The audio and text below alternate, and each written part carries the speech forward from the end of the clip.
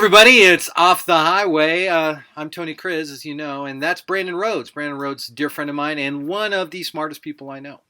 Brandon is a local practitioner. He's involved with with a group called Springwater, which is an intentional community. When I say intentional community, I mean they all live in the same neighborhood. I'm talking within a couple blocks of each other.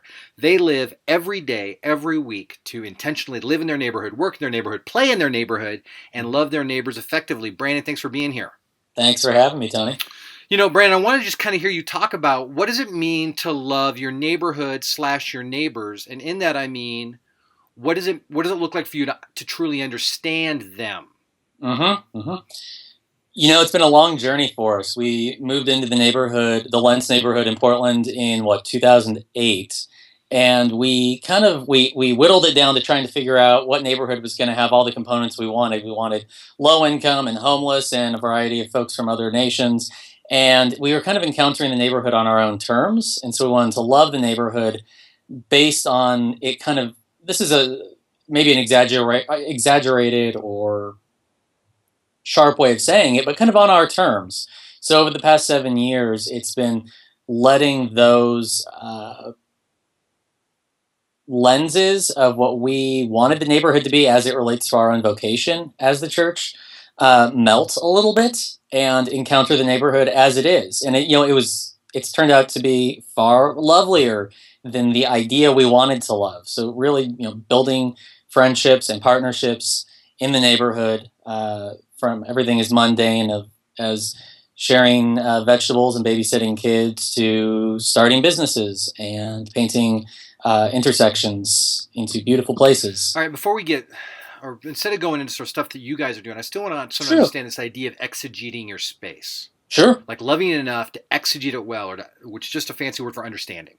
To understand your space well. What does that look like on sort of a day in, day out, week in, week out kind of basis for you guys?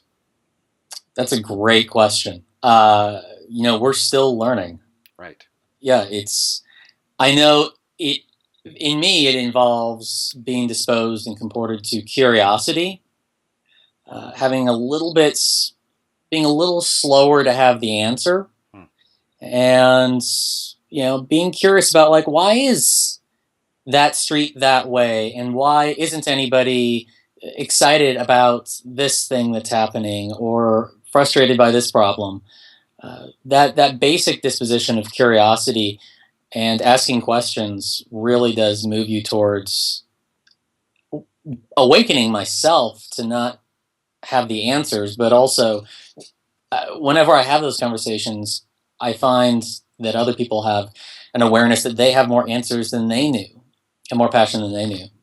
That's and so great. that exegetical spiral opens up and a slow blossoming, I think, of relationships.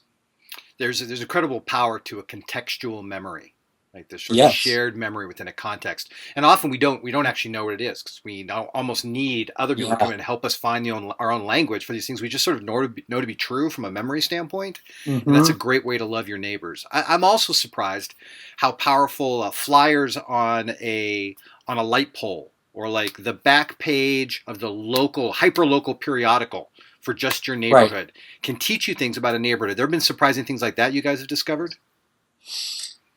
Yeah, I think I would give the example of there's a house on right around the corner from me where everybody hangs out on their front porch, and there's one house that's just constantly got I'm trying to figure out how to be generous about this, but challenges, and beginning to ask neighbors on that block what their experience has been like, and coming together my friends who know more folks on that block are in the early stages of beginning to figure out how can we be good neighbors, and how can we play nice here. Fantastic, everybody. That's Brandon Rhodes. You can find his writings on Christianity Today and Prism Magazine. He's a great, smart guy. I really appreciate it. Brandon, thanks for your time. Yep.